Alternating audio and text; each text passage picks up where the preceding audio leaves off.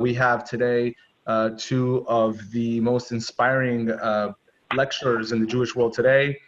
We have Gedale Fenster from the Breast of Power classes, dynamic speaker, motivational speaker, giving you all the tools and elements brought down from Rabbi Nachman, from general behavior, psychological, putting everything together, and is Baruch Hashem strengthening all of Am Yisrael every single day. And God bless him for all the good work that he's been doing. Gedale, you should be continued. Hashem should give you a tremendous amount of strength. I know it's not easy what you do every day, and he should give you a lot of strength and blessing. Bezrat Hashem, Mashiach's coming now, Rabbi. Bring it on. Listen, I'm ready. Listen, I'm going to tell you one thing. Since the last conversation we had, even though we're about to introduce you, Rabbi, I'm seeing Gedale putting up a lot more Mashiach posts. I'm seeing you calling your children after Mashiach, Rabbi. So let's not even I don't listen to myself. Who else? That's your higher self talking down to you, right? Okay. So, and of course, we have with us as well today Rav Doniel Katz from the Elevation Project, another incredible lecturer teaching about all different aspects of mind consciousness, meditation, going through all the different sources of Hasidut and way before that, or Kabbalistic sources, etc. Doing such amazing things today in the Jewish world, unique, one of a kind. Both of you guys are just doing so many things for Am Yisrael, so it's a pleasure again to have you guys both here in this conversation. I want to dedicate just quickly all the Torah that's going to be spoken today, and all the merit of all the different people that are being strengthened. We should be learning in honor of Chaim Menachem Ben Leah, Rav Chaim Kramer from the Breslov Research Institute. Amen. And we have a complete refuah shlema. Amen. Okay, so I'm actually, if you don't mind, I had one question. I was this morning reading something, and then we're going to get to all the questions, but this is a really good one for both you guys to really reflect on and think about. I'm reading right now this book. It's called Rav Avigdor Miller on Olam Haba. If you don't have it, a must-have book. Incredible. And he says something that this is relating to both of you guys, and see how you guys want to answer this question. It says here that when Yosef's brothers were planning to execute him, Reuben intervened. So the Torah states he could have rescued him from their hands. And the Midrash says, and here's the main statement, had Reuben known that Hashem would have inscribed him in the Torah, he would have picked Joseph up on his back, would have taken him with him, and would have saved the course of mankind. So, and therefore, Rav Miller continues to discuss the importance of, we don't even realize that every single day, our book, the history books we read about, every single week about all the different characters in the Parsha and the importance of what they did. But the same book applies to all of us. And this question is a question now from a perspective, obviously everybody has their own missions in life, but we have to realize that there's a lot on the line today. And there's a lot on the line for our own lives and for also for the consciousness of Olam Haba. You are both leading thousands and thousands of people, helping tremendous amount of thousands of people. There's a lot of, essentially, I would say there's a lot of weight, I would say, on both of you guys. And I would say to you, how often do you guys think about the responsibility that both of you guys have? How does that pertain to your everyday life?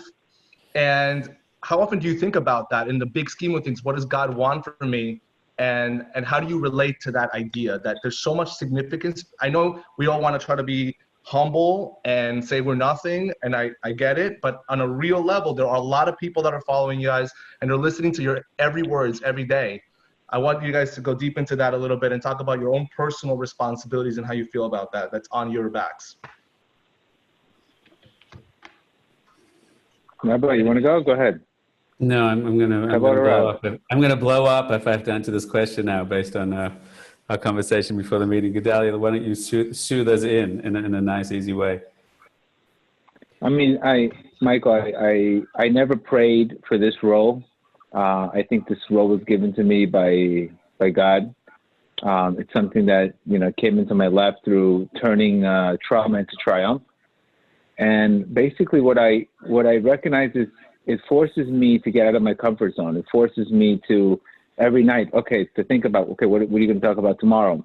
So actually, I'm very grateful for all the followers, because if it wasn't for all the followers, if I didn't have to do this every single day, I would probably be in a comfort zone. The fact that I have to do this every day, and the fact that I'm excited, it forces me to expand my mind constantly. So I'm very, very grateful for the people. And like I said, my approach is super simple. I wake up in the morning, I learn as much as I can. And then in prayer, I ask God, what do you want me to talk about? Who do you want me to help? I really keep it super, super basic and simple. And I look at it basically, I think one of the keys to the success is Rav Nachman's approach is approaching every day brand new. So I don't feel so much weight. I just look at the days, okay, today I got to teach a class. I don't have like a heaviness. I look at it as every day the world was recreated. What do I need to do today? And I think that's really my approach, to tell you the truth. Beautiful. I think we were all having a little conversation, the three of us, before we started this on another subject. And just to be real, I'm coming in feeling very angry. I can't remember feeling angry like this for a long, long time. And it's about a certain subject, which it's not really appropriate if I go into the details. But just thinking very, very honestly, I don't see myself as a leader of thousands. I'm not, even as you said that, I'm like, I don't even think it's thousands. Is it like 1,000? Is it, does anyone actually see me as a leader? I don't really know. For me, it's more like, I think good or great educators, they're not focused on themselves as a leader. They're focused on their sensitivities. I don't think much about myself as a leader. I think much more about tuning into the individuals, tuning into the struggles people are going through, tuning into, 1,000 people that are interacting with us, and, what you see in the news and what you see on social media and what you feel energetically and what you hear people's struggles are. And for me, it's kind of like I'm constantly trying to tune into that. And then when I tune into that, when you feel that pain, when you understand that challenge, when you see that pattern, when you sense the trajectory of where everyone's going in the next month, then my head fills with, this is what needs to be delivered. This is what needs to be clarified. We need to create a forum of open discussion with sensitive souls. So for me, it's just, it's constantly just about, I don't really, even as I said, I'm not like denying something that I am. I don't see it. I'm a person, I think, with good sensitivities that cares, that's trying to deliver relevant content, relevant discussion, relevant healing, relevant transformation from my life experience and Torah experience. And usually if I'm thinking about myself as a leader, then that's just myself getting in the way. I feel particularly burdened at the moment. And I don't usually get upset, but right now in my chest, I feel quite upset that I think not trying to get myself into trouble. And yes, it is necessary to be responsible and kind of edit my thoughts right now. But I think, to say the minimum, there's been a profound yet unsurprising lack of leadership in the Jewish world as this generation hits an unprecedented level of challenge in all levels. I think that's saying more than I have to. I'm interested whether people here who are in this group are watching out, whether you agree or don't agree. I believe there's been a profound lack of educational sensitivity in Jewish outreach, of embracing the moment to really give people meaning, give people depth, give people deeper understanding. There's certainly individuals that are doing that. And part of my discussion with friends and peers behind the scene is, why are major organizations not stepping up to meet that need in a profound way? And with better funding, with better organizational ability, that's as much as I need to say there. And, what do we need to take the depth of Torah to rise to the challenge, to rise to the public sphere, to really deliver something profound, a light which is equal to the darkness right now? And I think that we failed in outreach. I think that we failed in general leadership in the Torah world, and we're paying the price for that on all levels. And I'm really increasingly frustrated by that. And I'm speaking to a lot of people every day, and I'm trying to catalyze something deeper. And I guess that's kind of coming back to your question. I don't see it as because I'm a leader. In fact, I'm kind of embarrassed when I see myself that way, but I see it as, you know, in an empathic way, like many good teachers are. I'm tuning into the suffering, to the challenge, to the pain, and my mind is full of, we must do something. And where is our resources? Where is our focus? Where is our unity organizationally? Why are we still fragmented at this time? Why are these people not working with those people? Like, this is not a time to get caught in this. So for me, it's more like an attuning, and then an idea, and then a compulsion to move. You know, that's like the primal leadership thing. You see something and you say, this is the clarity that answers that. You learn something, you go, this is what they need to hear. You know, and for me, that's where, you know, it's a big pain point for me right now. So is that leadership? I guess that's leadership. I hope to think that's the right kind of leadership, rather than I am a leader.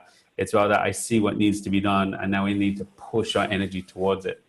And I guess that's where I'm focused on right now. And that does feel like a burden. It does feel like responsibility, especially because we're all dealing with our own challenges. We're all dealing with homeschooling, and we're all dealing with Pesach, and we're all dealing with that, and we're dealing with bigger communities. And I'm personally dealing that to take Jews that don't know about their own power and beauty and transformational depth of their own tradition. I think we have a once in a generation chance to reach them right now. And I think so far we've technically offered nothing. And there's blocks to achieving it. And that's where I'm focused on trying to knock down some of those walls to reach people that, you know, need it, who are open, and that we have something profound to do. Right. I mean, I kind of want to keep running. I want to keep running with this topic because it seems like you have a lot to say, and I can really go deep in this. I don't know if this is the direction we want to go, or I can just go ahead and start going with the. Ask the people. Is this interest people, or should we go straight back to the other questions? Everyone give us a yes or no right now. By the way, if you're watching on Facebook, please hit the love or the like button on or the share button. So that means more people see it, and Facebook puts up their algorithm, more people share it. A few people are saying yes to this. 1%. So I think you're allowed at least one more question here, Brother Michael. Okay, so the question I have is like this: what would be the ideal situation? We're talking about curative organizations and what they need to do in regards to, you know, anteing it up, and in a dire situation like this, what would you, and Gedale, feel free to jump in this as well, what would you like to see? What would be the correct, so to speak, response? What can be done? It's never too late, Rabbi. Remember, this is, you know, I hope this it's early days. I have a good, my gut feeling tells me this is not something that's going to stop anytime soon. And so I think that it's never too late. And this conversation could be the start of anything or something much bigger than we even know. So the question really is, what would you like to see? What would you think would be the right move? And what would you think could help Olam Yisrael in a situation like this, that curative organizations, so to speak, and maybe other figures may not be doing right now that we can do? What are your sensitivities on this, Gedale? I mean, I you know, just my experience with everything. You know, there's that saying, when the student is ready, the teacher comes. And I've seen also, you know, that, you know, I've had people that, you know, came to me through Deepak Chopra or Tony Robbins. They at least had a desire for something. I don't know if I have to blame the leadership or not. I think that the crowd right now in the world today is they're not looking at, they're just looking at, you know, what's, you know, dating, money, and they're not looking at really something beyond themselves. And I think it's the majority of the people that I've gotten in my groups, they're not coming out of inspiration. They're coming out of desperation. So I think today, even if you gave them free things, it just, I don't know if the ratzon is there. I don't know if the desire for people, I think we got caught up too much in money and status and we lost that touch. You know, we just lost that. And anybody that wants a spiritual experience that's probably Jewish will probably go to Tony Robbins, or he'll go to, you know, Deepak Chopra. So what I think my mission is, at least try to bring those customers back to, you know, to Torah. And Rabbi, of course, you use a different language, so you're getting that clientele. But I think today, I think now people will realize, you know what, I need to have a desire for something else, because the way if I continue to think the way I'm thinking right now through all this mess, I'm going to lose my mind. So I think today is you just, people, I think now finally will start maybe having a little bit more desire for spirituality, where before, I think even if you have the best teachers, Rabbi, and I've seen, sometimes I spoke to David Lieberman yesterday, and David Lieberman has, he's got 10, 15 top selling books, New York Times selling, and yet people are not interested. And his books are gold. It's just some people I don't think have desire. So I think there's a combination between the leadership and also the desire of the people. And Gedale, do you see, because of the coronavirus situation, are you seeing that people are more open, are more hungry, are more? Yes. Yes. They're a little bit more open, and you could track the people, because you could see all of a sudden new followers and new people. You could see the ratzon, where before, he was okay, I didn't have time for it. But now it's a must, because the anxiety is so bad that they can't even breathe. Right. It's a must now that there's no other thing they can watch now. So it's not, I think today, unfortunately, we only change out of desperation. We don't change out of inspiration. So I don't even know if you had the best leader in the world that would come out, and I think the Jews, not even the Jews, listen to Moshe Rabbeinu. So I'm saying today, I would say that the ratzon of the crowd, you have to want it. And me, I remember my own history, my own life. When I walked into Orthodox synagogue, there was nothing there for me. There was nothing there, but at least I wanted it. I didn't stop. I said, there's got to be something else that intrigues me. I was always hungry and thirsty. And I think if you don't have that desire, even if the best teacher or the best situation is going to come, you're not going to get there. I mean, unfortunately, that's my feeling. When the teacher is ready, the student comes. When the student is ready, the teacher comes. The teacher appears, right? Liz, I don't want to get caught on this, because we're here to answer everyone's questions. Sure. But the only thing is, in our last session together, in our last discussion, we talked about, this deep inner awakening, when Hashem kind of turns out the lights, the ratzon, the yearning. We're out of our comfort zone now. We've been knocked out of our habits and patterns, and now our hearts are open. And I believe, simply put, it's a chance to reach out and meet people where they are on a deeper level we've not had access to for many years, right? If the student's ready, the teacher appears. I think the students of the world have now opened up some extra percentage in their openness, and I think that we are obligated to up our game in the programming, in the content, in the reach. To create events that reach a lot of people, to create, what is the message, rather than just kind of doing what we're doing. I certainly don't think you do this. We need to address the points, address the heart of the matter, rather than kind of ducking around it with traditional programming. And I think I don't want to say any more than this, but it's something that pains me. It's something that has to be fixed. And I think it's an incredible opportunity for every individual and for Am Yisrael as a whole. And I hope we can draw on something deeper. I hope to do, to maximize the moment. Fine. Okay, I'm done. Thank you, everyone.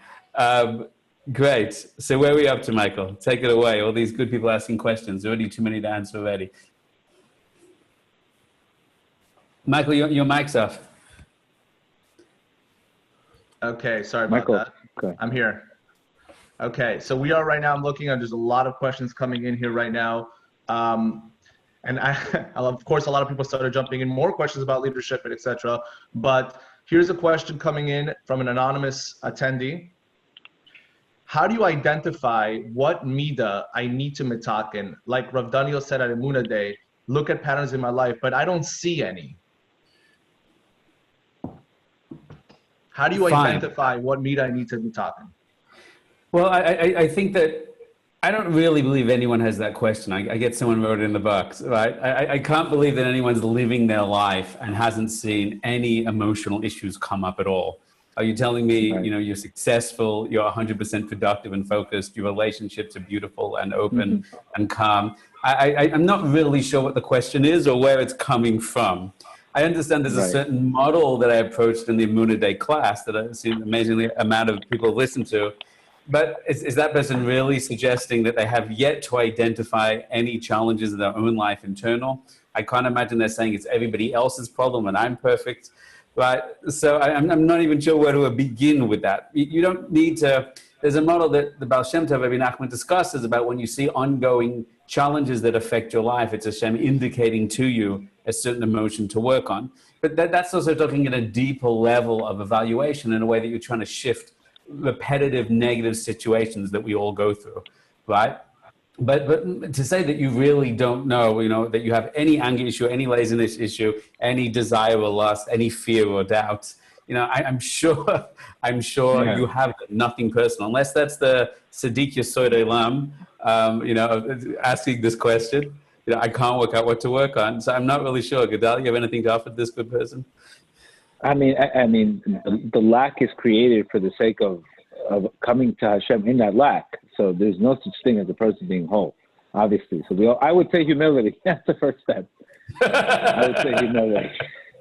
Touche. Recognize, because the more you recognize, the more closer you are to Hashem, the more recognize how much you need to work on yourself. So anything with me, I always start at the basics, which is called humility.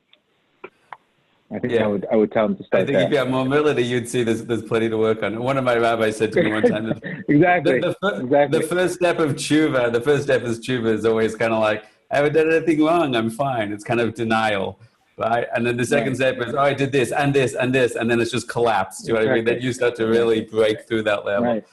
So Hashem should help us all. Fine. Next.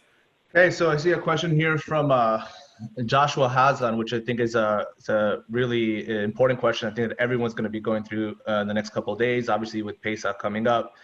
Any tips on how to get as much meaning as I can out of a Seder by myself? I'd love to know what you guys are going to be doing regarding this and what kind of tips you guys can let everybody know about. Right. I mean, it's tough. Again, believe it or not, I have five kids. When I get that alone time, for me, it's like, for me, it's precious. Sometimes I even, have to wake up with the kids at night. So for me to get that alone time, I look at it as a very precious time, so I can really focus, because I have a hard time focusing on things. I would say get some good books. There's amazing books on the Haggadah. And use that as Rabbi Katz has a beautiful class on meditation in the Pesach Seder, and maybe just go into each step and look at it as a psychological step, and go deep in these steps. Like, be more mindful of the things you're doing. Take this chance as a chance to read and buy books that you never would have had before. Because normally, I remember in Israel, going to Israel in Jerusalem. I was there for the first night of the Seder, and the second night, people were taking selfies with matzahs. I mean, this is what the Seder in Jerusalem looked like. In a Jewish hotel, they're taking selfies with the matzah. So sometimes they're posting so many pictures about, oh, look where I am, and they can't even enjoy the moment. So I would say, enjoy the moment. I never seen so many selfies. Now that nobody's taking selfies, they're the mask. But I was literally in the Seder, and people were taking pictures of themselves with matzahs and a selfie. I'm like, you missed the whole point. The next moment is not better than this moment. I think that's what the Yetzer Hara is always telling us, that you have to be somewhere else. It's not enough to connect right now. You always have to be somewhere else. And that's why you can have a group of 4 or 5 people together, and yet everybody's on the phone, and they're connecting to the outside world. Connect inside. I think that's really the message. Start connecting inside. Once you connect inside, you don't need to connect outside. Yeah, just totally building what Gedale is saying. Listen, I understand that the grass is always greener, as they say. But, a few people have asked me this in the last week, what are you supposed to do in a Seder by yourself? It's terrible. I'm sorry to say this out loud, but, I love my family. I adore my family. I'm blessed to have a family. I would love to have a Seder by myself. That would just be the highest of the high. I adore my Seders and I adore my children, and I'm certainly not complaining. But the grass is always greener. When you're by yourself, you go, if I only had a family, people around me. When you're with a family, there's so much Kabbalah, there's so much Chassidus, there's so unbelievable secrets, there's so many meditations. And I'm constantly taking care of my kids and keeping them entertained and engaging the students, whatever, to be able to sit on one point. Right? To be able to sit deeply. The essence of the Pesach Seder is basically 2 simple things. One is we remember everything that happened in Egypt, right? All the stories, all the details, and we go through it, knowing that there's an unbelievable secret about the structure of all exile and all redemption, of all loss of self, of all rediscovery of self, of all enslavement, of all freedom is in that paradigm. And then After we tell the story, the Haggadah literally cues you and says, "Chayiv Adam li'rases atzmo kehilu hu yotze miMitzrayim b'chol dor v'dor." Right now, you're supposed to see yourself in that particular exile. What is your exile? What is your challenge? What your enslavement is? And you're supposed to set yourself free by realizing Hashem can help me overcome all my blocks, all my addictions, all my pains, to completely say, Hashem, you can change it all, to connect to that, would live with that, to eat with that meditation. And you're really supposed to sit on that until it gets into your kishkas on this night. There's tremendous hashpah, tremendous energy and light. Yeah. You know, the whole night is a spiritual, supernatural, get out of jail free card. And it's to the degree that you can choose to step out of your own exile, to own it, to acknowledge it, to let it go, and know and visualize and see that Hashem can turn it all around literally in a second. So the fact that you get to sit there and go deep and, you know, really explore it and really feel it and really understand it, is itself chayres, is itself freedom. Well, I understand that some people don't have the meditational skill sets. They haven't heard the classes. You know, you can go to YouTube. There's lots of free classes where I teach meditation. There's tons of great classes on Chassidus and the structure of the Seder, as much as you can get your hands on next 48 hours. But the first liberation of self is to know exactly where you are, is exactly where Hashem wants you to be, to have the highest possible breakthrough of your life. And therefore, if you're alone at the Seder, your Seder is dead and you're finished. If the whole night you're going, but if only I was somewhere else, then I would be having a better, higher experience. I want you to imagine Bishvili Nivro Olam, Hashem created the whole coronavirus, the whole global meltdown to get you alone of the holiest night of the year to do whatever you have to do. And just by thinking with that attitude, worlds can open up for you. That's what I want to tell you. I think we also have to transform the mindset of being lonely to alone. It's different if you're lonely, because that's a sense of despair, instead of saying I'm alone.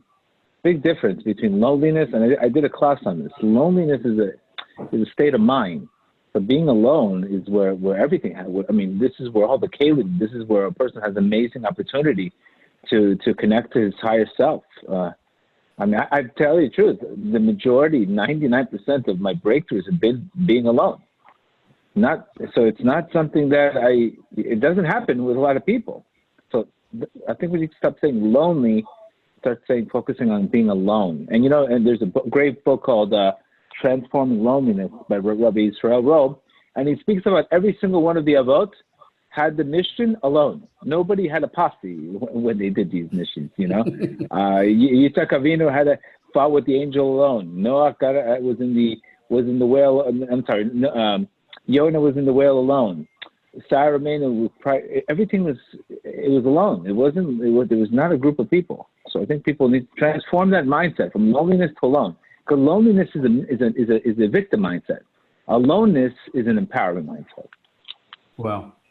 That's a totally awesome approach. I mean, that's the essence of meditation. I saw somebody post a beautiful post on Facebook. I can't even remember the words, but he says, again, and we're not trying to be insensitive to people who are trapped and alone and feeling alone. Of course, that's not ideal. Of course, you should be out with people in the right time to connect. But about what's the mindset to make the best of the situation, to be healthiest through the situation. That's the distinction we're making. He said something like, you know, those that are sitting in the house alone, bored. I can't remember how he said it. It was so simple. He said, you know, that's only because you're focusing on your five senses only. But if you learn how to meditate, there's whole worlds within yourself and above yourself that you can explore right now. You know, even just to watch the feeling of, but I am alone and I am abandoned. I'm always alone and abandoned. Even to watch that everyone's having meaningful saves with other people, just to become aware of that, the hakara, the recognition of that, to allow that to be there. And to shift your mind into worlds, to shift your mind into your heart, to your greatest memories, your greatest successes, any moment of freedom that you've had in your life, to use the past or models or history or Hollywood movies even as emotional reference points of what freedom looks like, to explore what would your future look like if you were completely free to express your soul, you know, without anything holding you back, to, you know, to use visualization as a tool to do that, right? To really go through, I have this thing that I do 2 or 3 times a year. I used to be a filmmaker, and I have a very strong visual imagination. Or I have a strong visual imagination, so I became a filmmaker. But when I wrote films, I could literally see the shot. I could walk through the film from beginning to end and see every shot and all the music cues. So when I was first becoming religious, there's a lot of the Balei Musa that used to use visualizations on the parsha of each week to really connect to it and fill it out, the Koyach HaTziyah. So I created for myself Kriyas Yamsov, an entire movie. It literally goes for 90 minutes of the splitting of the sea. And it's all this clever twist and based on Kabbalah and a whole story about Nachshon ben Aminadav going into the water with his daughter and this whole thing that happens. And I can actually watch it shot by shot until I usually cry, and I usually have this kind of supernatural kind of energetic, flood of Mesiras Nefesh, and you can really feel in the details with colors, the koyach hachushi, the senses, until you bring these things alive. And the truth is, the more people know how to master these inner mindsets, they are never lonely, and they're always excited about being alone, because they can choose their world, and they can choose the world, and they can choose the future world that they want to enter into. So just be open to explore those things, be open to the potential of, how cool and fun and deep that you could go by having time to focus in that way. And for some people, they only know loneliness, and it's very hard on 48 hours notice to shift into that paradigm of, what it is to be alone. But I think what Gedale and I are saying is, it is not by definition imprisonment, right? There's a window to find yourself in there in a much deeper way. And I think, that's the true freedom of the evening. I always say at my Pesach Seder that if you want true freedom tonight, you have to set yourself free from the enslavement of your expectations of what you want the Seder to be, right? I want it to be like this. I wanted to have this high, right? And, if you can set yourself free from the world of expectations, then you can go on the adventure of what's really happening now. And I think that's also part of the shift from loneliness to being alone. Yeah, and also the loneliness thing, it triggers all the negative feelings. It just triggers when, the Yetzer Hara has a great job of, when you say, I'm so lonely, and then it's going to remind you of all the other things, the other times you're alone. And it's just, we don't want to get into that state. We're getting out of Egypt. And our sages say, if you're not running out of Egypt, you're already back there. So we want to get out, not go right back. Awesome. Clear. What's question. Next? This is I think a great question. I think that both of you guys will have very good advice on. You both speak about these topics. Is a personal question, anonymous. I was in a conflict with a fellow Jew over 2 years ago. I sent him a letter in the mail last August telling him I grant full mechila and I wished him well and asked for the same. I never heard back from him. It still hurts me that a fellow Jew might be holding resentment or withholding forgiveness. How do I move on from that in a healthy way to let this burden go? Thank you both, and God bless. Right. I think we did. Yeah, we did a whole thing on that class yesterday. That the ego's job is to take everything personal, and the ego's job is to make everything about you.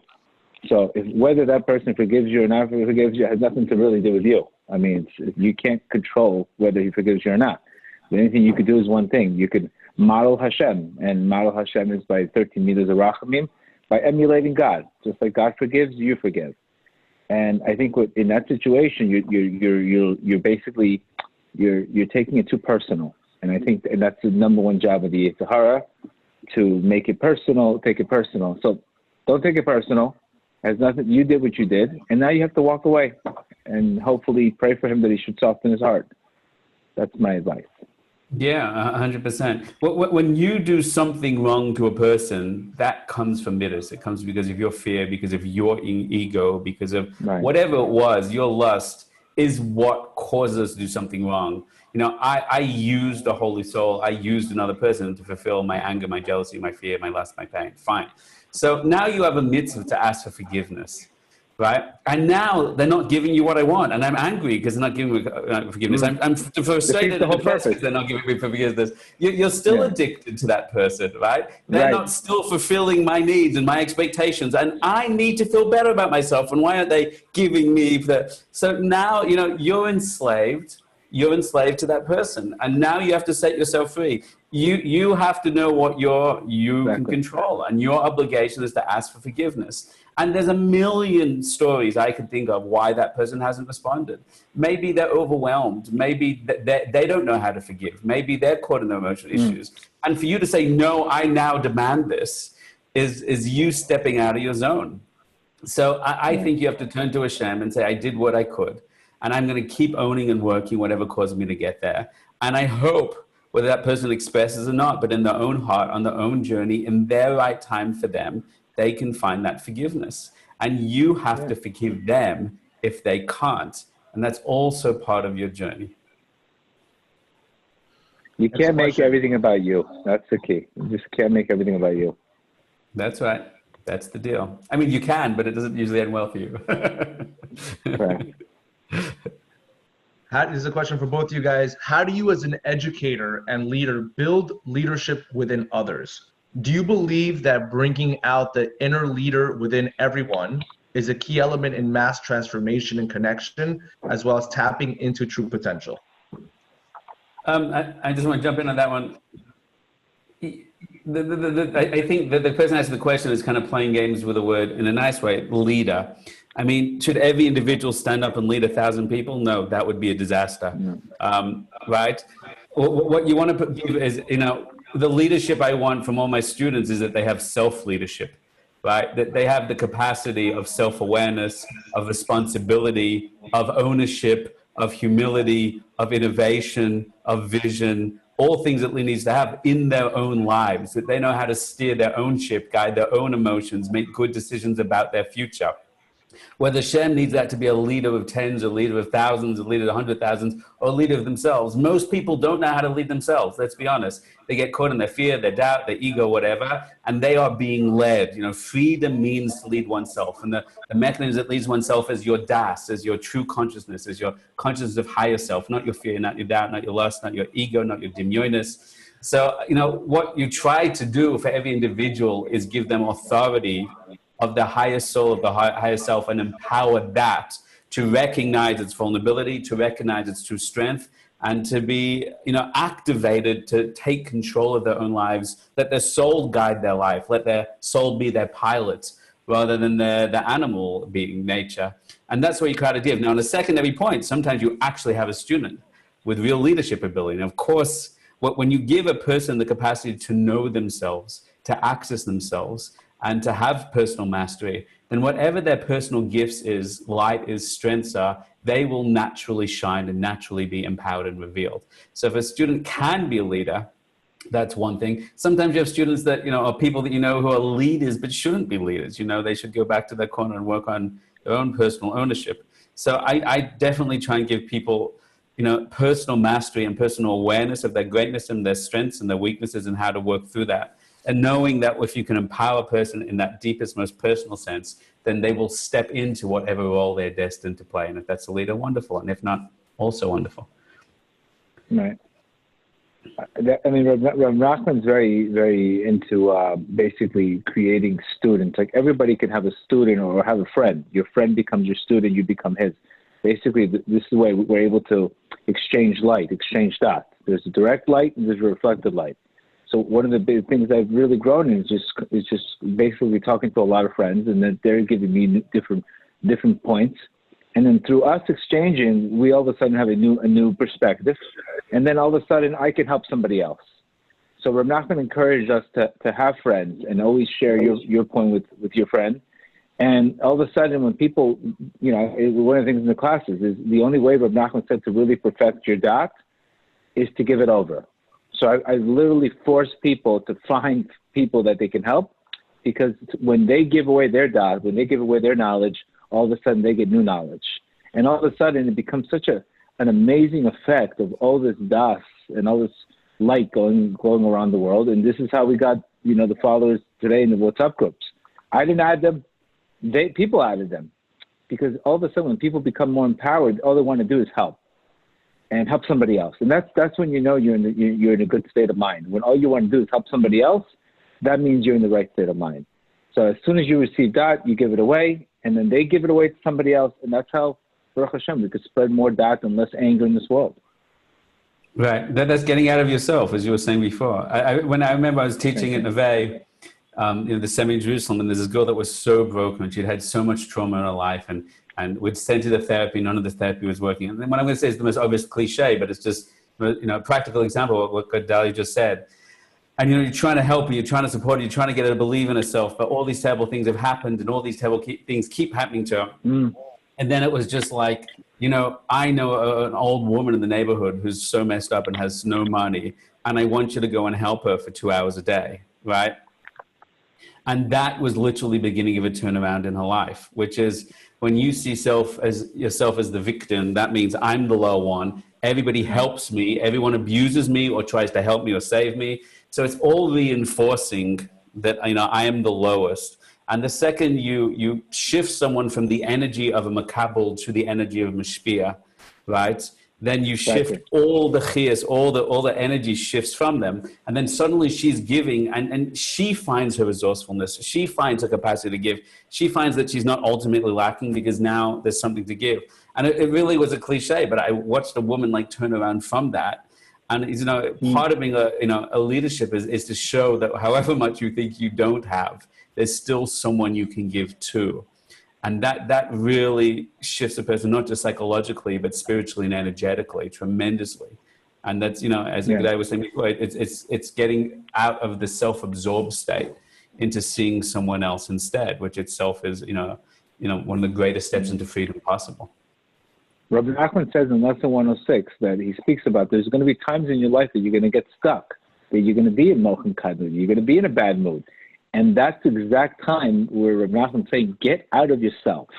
Whatever you do, stop thinking about yourself all the time. Because if you think about yourself, your mind's going to be constricted. So it forces you. He says specifically, you're going to be in this point, and the remedy for this is to go out and help others. But you could say, how can I go help somebody else out if I look at the problems I have? That's the problem. You're thinking about yourself too much. And it's almost exactly the way our sages say, when a person is stuck in business, he should give charity. How can I give charity when I'm stuck in business? Because again, you're thinking too much about yourself. Give. It's almost the exact example with money and charity and helping people when you're in a state of constriction. There's a fascinating tradition in the Hasidic or Orthodox world that I live in, and for some people, you're not going to like this. You're going to be triggered by this, so you'll take a deep breath and you'll survive it. I promise you. But you're always supposed to give Maisa money. You're always supposed to give 10% of your income, right, to charity. We know that. But there's a commitment on that. And there's sources that say that this is the one area you're allowed to test Hashem on. You will receive extra blessing financial if you do that. And you should test Hashem. You're allowed to say that and you will see blessing. There's a tradition in the streets where I live on, not because of these streets, but I just mean the religious community here, that you should so commit to only giving Maisa money that even if you are so poor, you hardly have any money, you should still give money. How's that possible? And I think this is a very deep, example of the kind of point that we're speaking to. You find another family who also has no money to give. And if you're going to give $50 a month and they're going to give $50, you give it to each other. So you do what's called a Maisa swap. Beautiful. Now, intellectually, that's so stupid. I mean, you gave to them, they gave to you. Keep your money while you're bothered. But I think the deeper sensitivity is, even when you're convinced you have nothing, still give. And even though you're getting the money back, still hold on to, I am still a giver, and I still have enough to give. And the intent itself is enough to open up blessing and work miracles. Right. And the most important thing is it gets you out of yourself. And I think that's, again, this is where the majority of that I've seen is all our problems is just thinking, we think about ourselves too much. And it's probably one of the guaranteed ways to be depressed is to think about yourself all day long. And this is the things that I can learn, and just get out of myself, start doing something. Get out of yourself. And then when I catch myself, thank God it really helps. Awesome. Now, I just have to say, I don't want to serve this into getting out of myself. I'm going through the questions. I know Michael's asking the question, so I can't help but notice at the top of the question list is a question to me. Can I address this for a second, Michael? It's so funny. Please, go ahead. Go ahead. Rav Doniel, if you feel so passionately that education is lacking on such a global level, please could you shed some light about why your classes are so expensive? I understand. Rabbi, I didn't want to touch that question, so. No, you have to have it. You would never bring it up. I'm rude. I'm going to bring it up. I understand money is the way the world works, but wouldn't it be more accessible to everyone if it was cheaper? That's so funny. That's so funny. So I'm gonna address this for the next 2 hours. We're calling off the class. No, you don't. Rabbi, don't you see I'm selecting the right questions here? I'm being good about it. Why do you bring that one up, Michael? Why do you bring that one up? So I have 2 lines. What? People will spend 10 grand for Tony Robbins, but that's the point. I'm going to actually answer this, but I have a good direction where this is going. Don't worry. My ego doesn't need to answer this, but I think it's helpful that all the 5 people that like that. First of all, we're the cheapest thing out there on the market compared to everyone, and we set it up to be that way. Second of all, I'm personally hundreds of thousands of dollars in debt, and we don't even have anyone on staff because we can't afford to.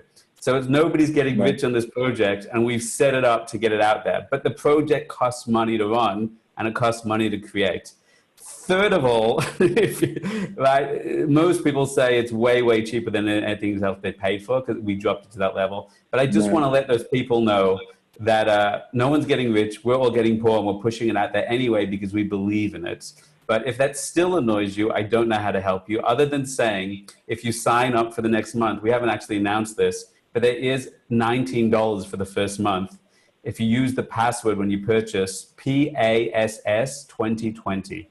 So I think that person's wrong in their request, but I'm so happy to try and get the information out there. I'm still willing to give them a discount. And I was told today that I should mention this, but I wasn't going to. But if people want to complain, they're welcome to complain.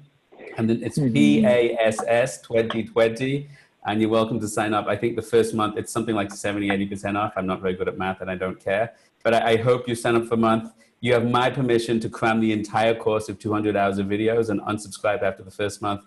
And I'm pretty sure that'll be the best $19 you spent. Rabbi, that's on the and help you.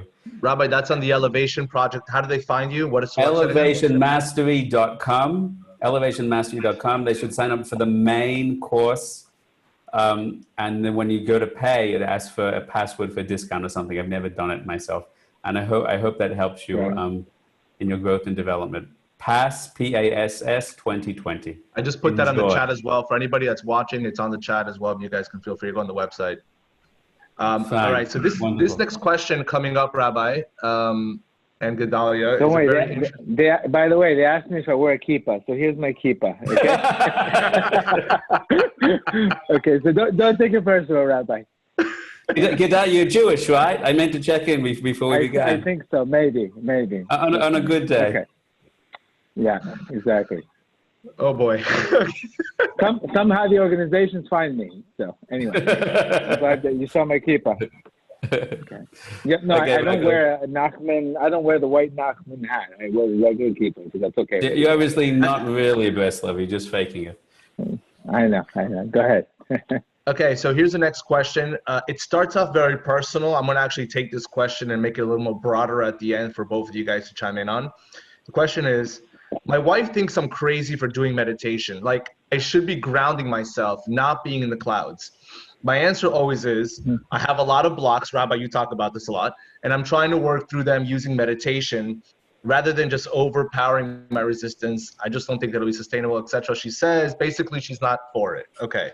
Now it says to her, now the final part is, how do I go about this so we can be both on the same page? She's obviously not for it. I'm going to add another level to this and say, hey, I'm listening to Gedale stuff and he's telling me to go do Hibodedut and he's telling me to do this spiritual thing. I can take another level and say, Rabbi X tells me to learn 2 hours of Torah a day and my other partner is not content in this whole relationship. And what's going on? She's not on the level or he's not on that level. How do you respond to that from both of your sides, and how do you deal with your other mate when you have those issues? Mm-hmm. I mean, the number one thing is, why are you telling your wife everything you do? Number one. That's the number one. You should do meditation just on that. Why are you speaking to your wife about everything spiritually? I mean, you just do what you need to do. You got to give your schedule. You probably told her a lot too much about the meditation and all that, and that's where the Yetzer Hara goes. The second thing is, I would say, anytime you do get some obstruction for the family for doing these kind of things, it's because it's to basically give you more desire, and it's to show you that you're finally hitting the right thing. So that's spirituality. The Malcolm says many times, if you get many out. I remember coming back from Oman, I used to get a intervention, like I was on a cult and I was doing drugs and all that. I mean, the craziest thing. But this is part of the process. But number one thing is, I would say, don't tell your wife you're doing meditation. It's something you should do privately, and you don't have to tell her everything. I mean, I think, and it's definitely anything that I'm doing that you're doing spiritually, that you get some kind of resistance. It's definitely a good sign. It's a sign that it's exactly what you're doing. That's funny. That's what I've seen across the board. I'm going to take the flip. I'm saying you have to tell your wife more about what you're doing. I'm going to play the counterbalance, right? That I'm not really contradicting, but I'm just kind of saying it sounds to me like she just simply has no idea what meditation is or no idea what his Buddhist is, right? If she knew what it was, she would want you to do it, period.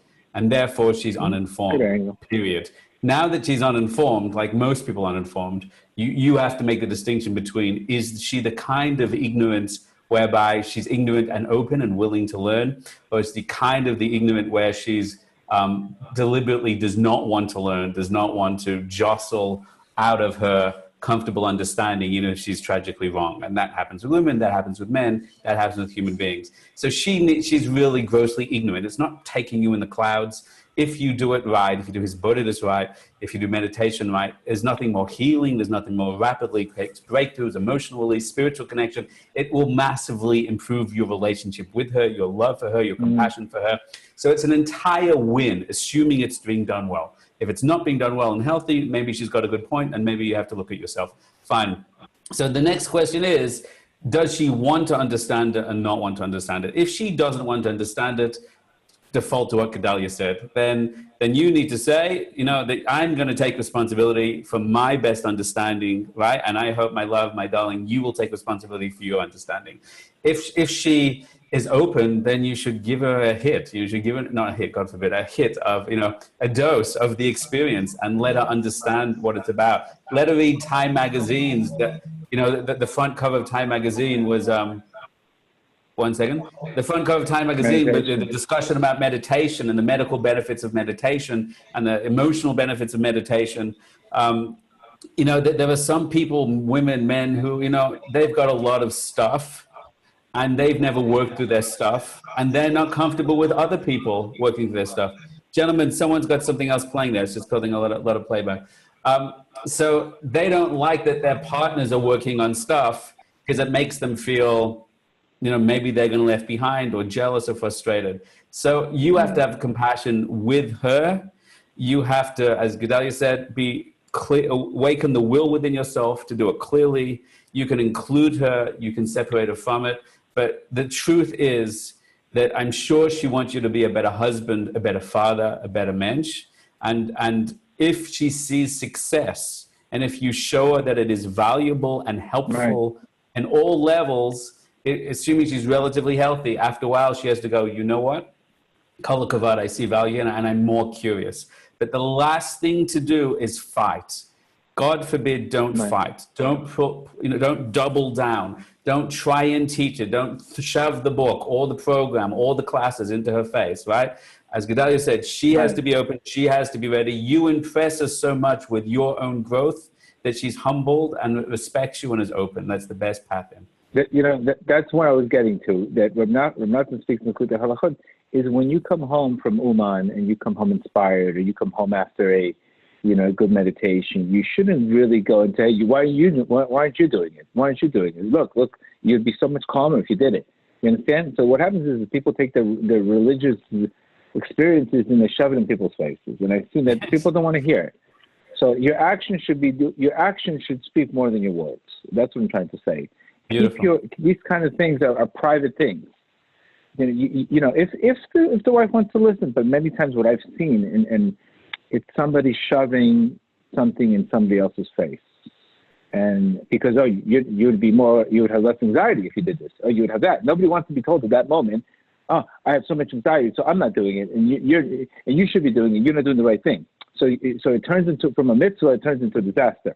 And I've gotten situations where people come back from Oman and they tell their wives, you need to cover your hair, you need to do this, no more this, no more this, no more this. The next thing you know, it turns from a beautiful light to a disaster, because that person doesn't have the keli, doesn't have the vessel at that moment to receive that kind of light.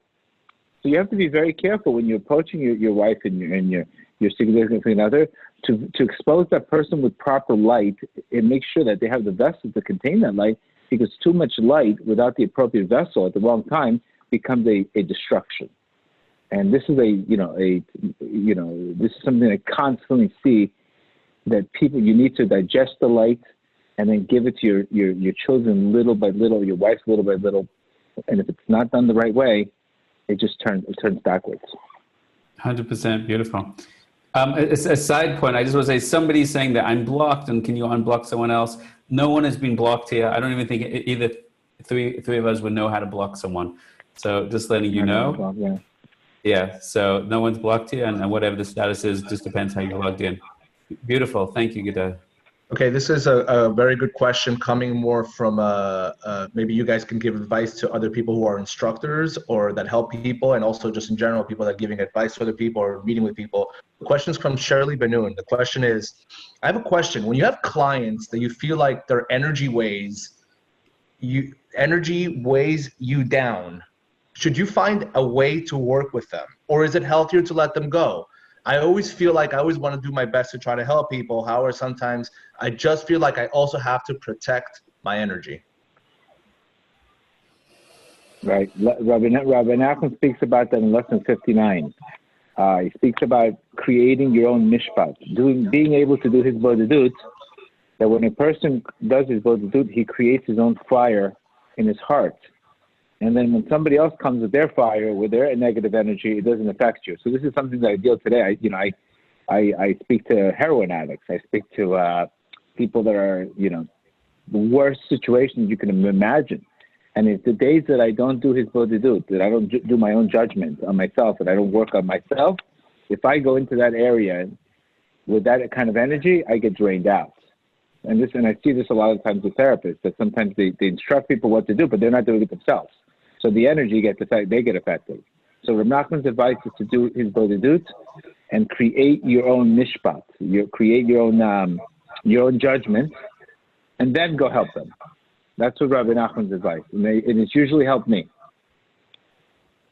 That's awesome.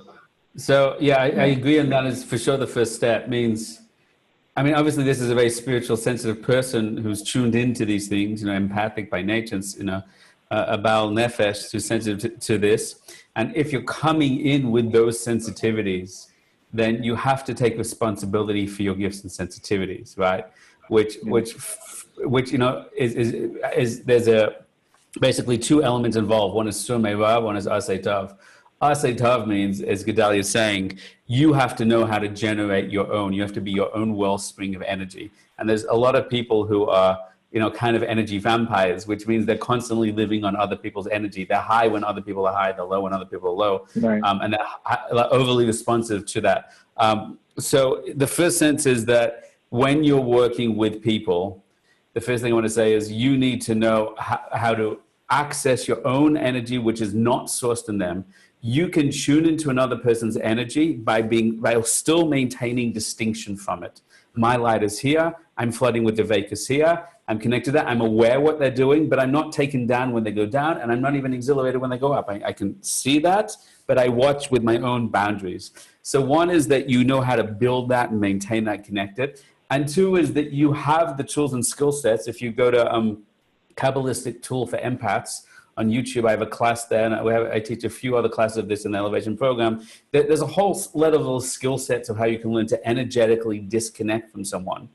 And not be influenced. So if you're sensitive, you need to know the skill set of how to constantly stay in Vekas and maintain it, especially when working with someone else. And you need to know how to tune into someone, but maintain boundaries and healthy boundaries and borders.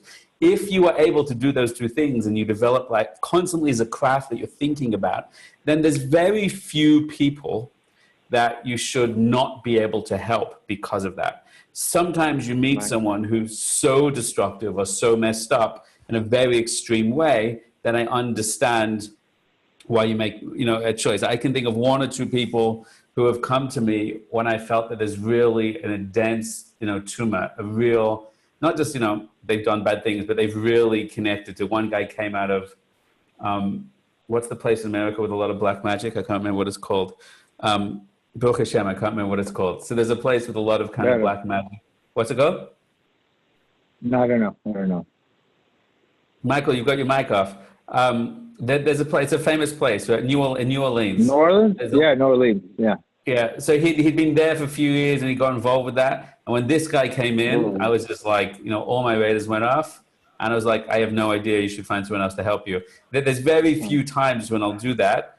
And I think that would put you in the 99% category that most people you should be able to handle if you develop your craft. If you're helping people at energetic level and you're energetically sensitive, it's a gift. And there's wonderful things you can do. With great powers comes great responsibilities, as the Zohar says, not really. And it's just about mastering. Your connection comes from within, and you can create appropriate boundaries to protect yourself, and you have to know what they are. And also, I was taught skills like after a session, you straight away wash your hands, you straight away give that person back to Hashem, and there's a whole process to release yourself and come back. You have to make sure that when you leave the office, you don't take it with you either, and you know what your reset mechanisms are. There's tzaddikim that go to the mikveh. Mikveh is very important. Learning Torah, learning Chassidus can reconnect you to source, purify you, and you have to know what your skill sets are to maintain your gifts in a productive way. I hope that helps. Yeah. This question is from Yehuda Masjedi. The question is, do you feel high-level teachings are being withheld from Jewish communities out of ego and false beliefs? What category of teachings in particular do you think are being withheld? Rabbi's like, I'm not withholding anything. Gedale is not telling you his deepest secrets. I don't think anything's being withheld. It's just you have to look for it. It's up to you to look for it. Stop making excuses. Start making adjustments. Look for it. Develop more desire. It's a crevice on all my things. You can't blame the world. You have to go look for it, and when you look for it enough, you will find it. I promise you. Rabbi Nachman's teachings, I was in Miami Beach. It came to me out of desire. It didn't come to me, it's something that you have to want. You have to want it.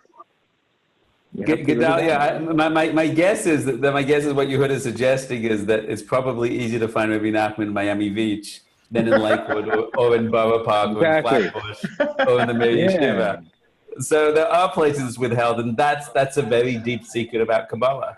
That when it can't get into the system, it's going to get in through all the other doors. And sometimes it's easier to find in Miami Beach than it is to find. But the information is out there. Yeah. But the information is out there today. For individuals.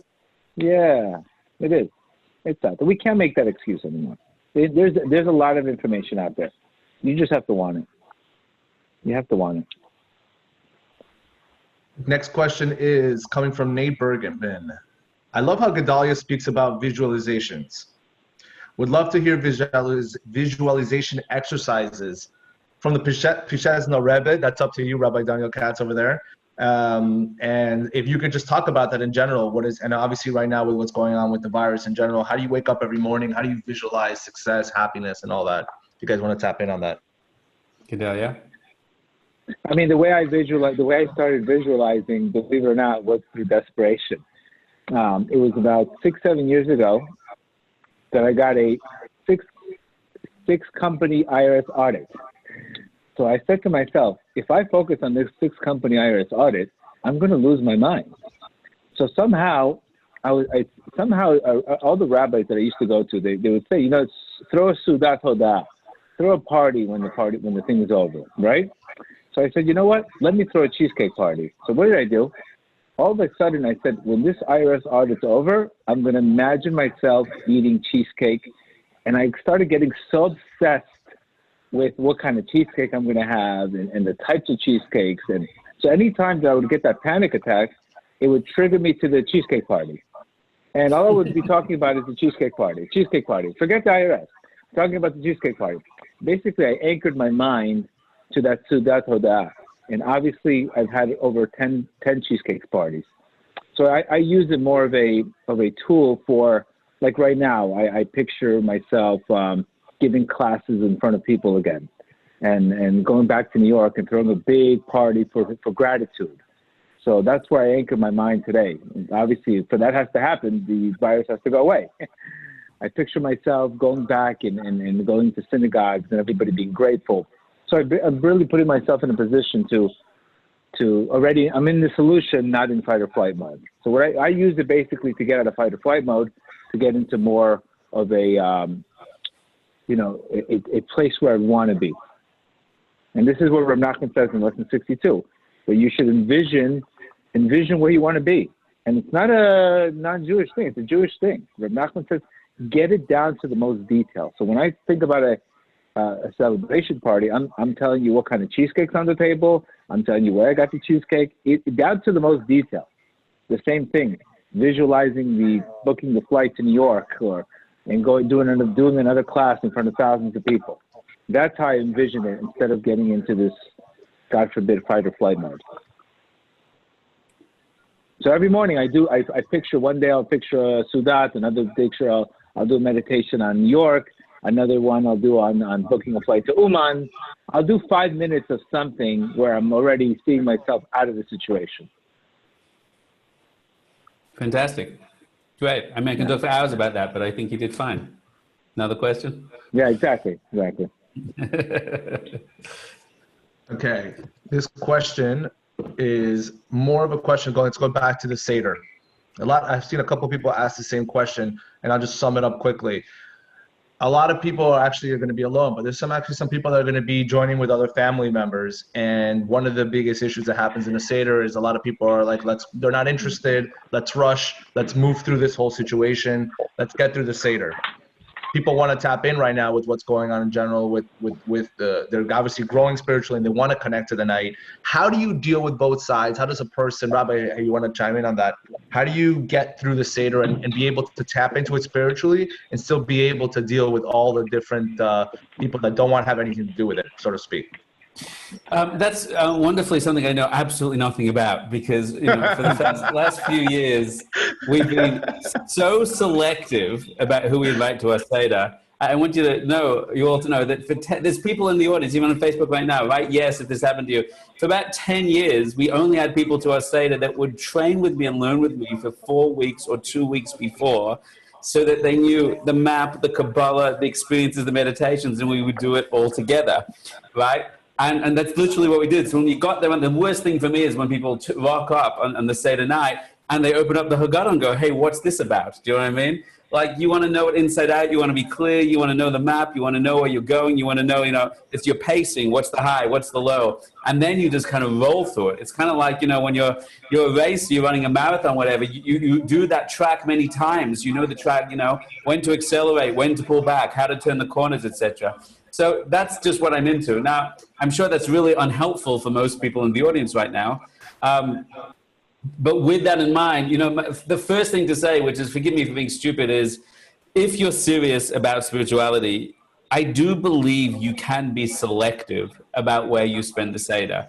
If you're serious about Shabbos, you should be selective about which of the houses, which of the places, which facilitate the best experience. You're not a slave to going to a new dinner party each week. Right. You're not a slave to have to go everywhere. Right? I get that people are with their family, but I always tell people, and this may be heretical and I'm willing to take responsibility for it, even if your family hates Pesach, one time, say to your family, this year I have to do something else, and spend one Seder somewhere which is speaking to your heart and soul and giving you an ideal. Right? It's very important to not be a victim. It is possible. I'm going to address everyone else with large families. They wouldn't be able to do that. They would be, thrown into chayrim or whatever. But first, let me just say, on the most simple level, choose a place, ideally, which is spiritually sensitive, which is open. You do have the power to choose. Great. So then the last thing I want to say is really that, assuming that person really is locked into the Seder, as an educator, you have to know how far you can push the audience, what you can open up for them, right? And you have to know what you can't push the audience to, right?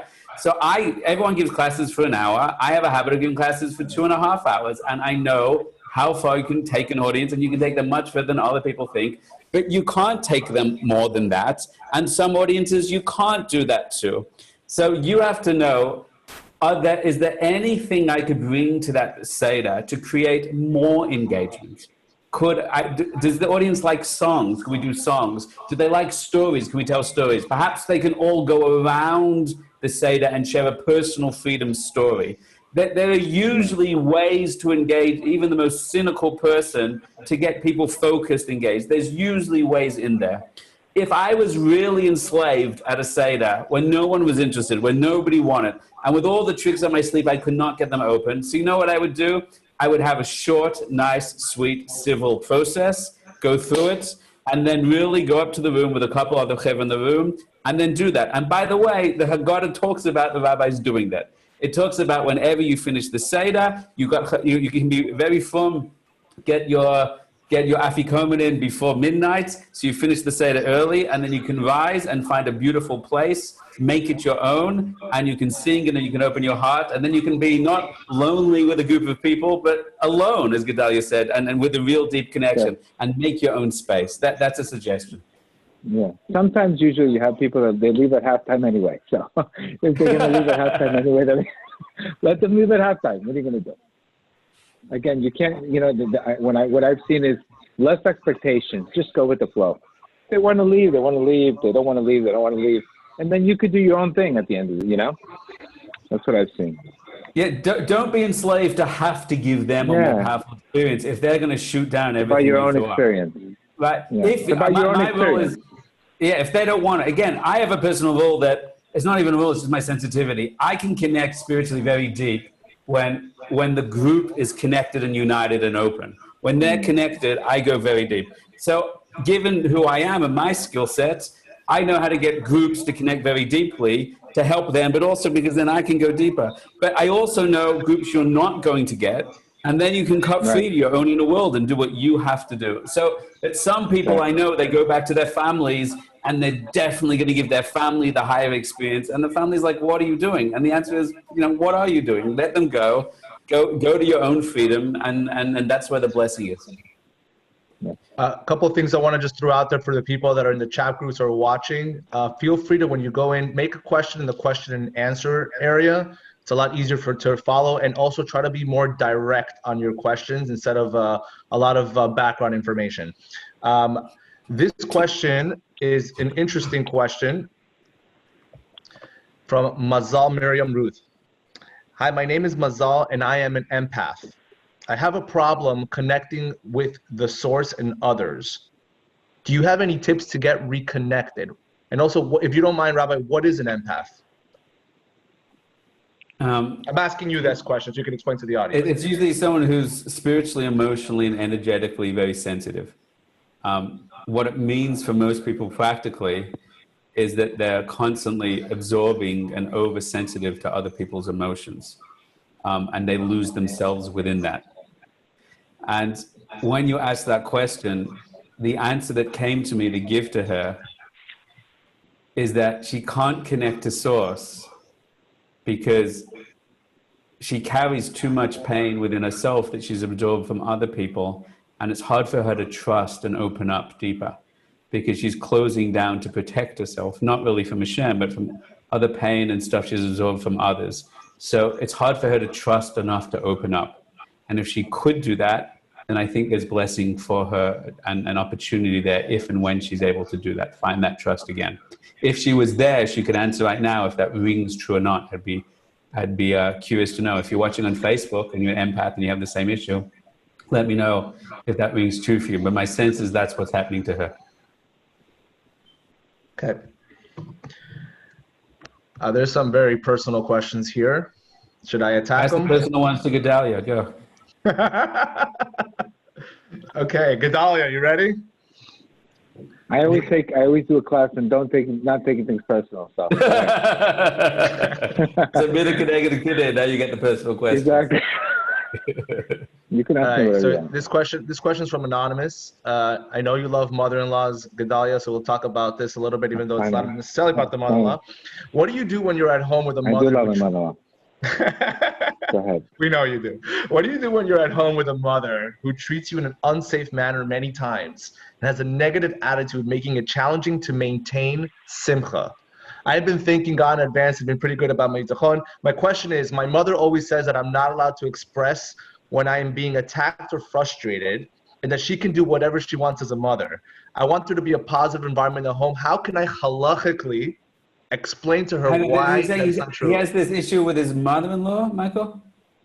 It seems to be, I don't know if it's it doesn't say if it's a man or a woman, but basically the question is, how do you halachically explain to your mother what she's doing, so to speak, is wrong? How do you respond back, right? Being a mother figure, so to speak. And how do you create a positive environment in the house, considering that she's basically not in simcha mode all day long being around this? How do you get around that is basically the question. It's a very personal question. Right. But people deal with a lot of different people that just give their life hell all day long, essentially. Right. How do you deal with that? I mean, thank God I have a Moroccan mother-in-law, which is the best. But we crack, me and my mother-in-law, we crack jokes all the time. So obviously I'm not in that situation. But I do have some negative people that I know of that I'm dealing with. And the only thing I can really do is really, I have proper boundaries. But I don't really make it about me. I don't really make it about me. And your mood is a shot of your self-esteem. So if you feel good about yourself, it's not going to make it that much difference to you. You're going to recognize, okay, A is negative. Maybe crack them a joke, maybe, but not. I don't have too much interaction. Obviously, if it's your mother, it's a different story. You have to be respectful, but you have to set boundaries, and that's the only thing I get this question all the time. Maybe there's resentment in you also because of things she did to you when you were a child, and maybe that's why you feel so bitter about her. But Rav Nachman, his famous advice is definitely a zamra. Try to find good points in her. By you finding good points in her, you can change her. And that's always the default mechanism. She took care of me. She took care of me when I was younger. But obviously, you have to have healthy boundaries. Without healthy boundaries, you're going to make everything about you. So first boundaries, then a zamra. That's what I would recommend. Fine. And just adding to that, there's nothing halakhically wrong with sitting down with your mother or mother-in-law and respectfully and warmly saying, this is what I appreciate about you. This is what you contribute to our family. And this, I have so much gratitude. I just want, in order that our relationship can strengthen, can we talk about some of these challenges? Can we talk about this? Yeah. I wonder is there something I'm doing that's hard for you? Is there something I could shift? This is hard for me. Again, people being people, that may be extra triggering or extra hard. You may say she doesn't have the ability for it. Maybe she does, and you think she doesn't. Maybe she doesn't, right? Parents are hard, and grandparents are hard, and in-laws are hard. But the boundary line is first, right? First of all, there's nothing halakhically wrong with having a normal, good, healthy conversation to try and resolve things, and with your spouse as well. And then at the end of that, things may shift or they may not. And then you have to say, what can I control and what can I not control? That's very, very important, and part of it is about your perspective. You can control your perspective. Yeah. Sometimes when things get negative, you start piling up negative things about her and you start thinking more and more about her. And then that's much more weighing down on you. And then she says a little thing, which is not nice, but it's a big thing for you. So that's the area that you do have control over, right? Is to not let it spiral for you, and to not let everything crash around. And then that's the second level of it, Azama, as Gedale is saying, which is then you have to choose to seek the good or to create blocks or boundaries. And I will say parenthetically, even though it's a kind of long, complex situation,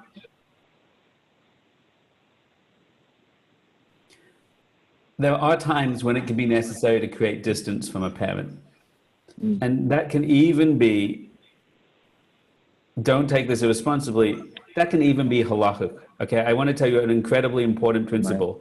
Kibud av va'em, the line, honor your mother and father. The line is, you should honor your mother and father in all that Hashem commands you to do, okay? And there's Rabbanim that say, honor your mother and father means when your mother and father tell you to do something, keep Shabbos, and you don't keep Shabbos, then you're not honoring your mother and father. When they say, please help me with something, and it's easy to help them, if your parents, if a mother-in-law, a father-in-law tells you to do something which is wrong or bad or destructive, then it's a mitzvah not to listen to them. Right? One Rav I know of Berkowitz said, Kibbud Ava'im means when your father or mother, they should live unto 120, when they drop dead and they go to heaven, it means when they look at that thing and say, that was a good thing, that's the thing you should have honored. When they go, oh my gosh, I can't believe that's what I asked of my children, then you did the mitzvah of not honoring them, which is also a mitzvah. So there are times when a parent or parent-in-law can be so unhealthy, destructive in a family, when it is even halakhically responsible to create distance for the sake of, as I always say, and it's absolutely true, your first relationship, even more than to your children, is to your spouse. That's your number one relationship. And you have to make sure that the two of you are in a healthy, normal, supported environment, and there's not something so toxic that is destructive. But then people are fast to say they're so toxic rather than working on their own stuff. So healthy boundaries and normal conversations, right? And then Zamra, personal ownership, what can I control? And in a worst case scenario, there are times when distance can be necessary. And sometimes in the right way, you have to check with other people around you, whoever gives you spiritual guidance. That can also be a mitzvah, unfortunately, but that's also true. Next question is from. We also have to recognize that Rav Nachman said that everybody's going to have some kind of family issue. So you're not the only one. I mean, that's another thing. Don't expect to live in Disneyland. Everybody has some kind of family issue, and Rav Nachman says you might want to be Switzerland. You might want to run away from it. You're still going to be dragged into it. So I also expect there to be some kind of issue. This question is coming in from Rina Perkel. What's up, Rina? How are you? The question is like this, very interesting. Can they address the mikvah crisis? Many women aren't going to the mikvah because of a real fear of getting the virus. This could go on for a long time until the virus is gone. What's your advice on how to deal with that? I mean, I believe that, I believe all the mikvahs now are making, they're putting extra things in the water, and they're not allowing people every, I think, 15 to 20 minutes. There's a lot of change now around the mikvah now. I mean, some rabbis, I think, permitted even a woman to go to the beach. I've got into this issue because, it's now they're saying that if it's done every 15 minutes, they can kill the bacteria and it should be perfectly fine. That's what I've heard. That's what I'm hearing.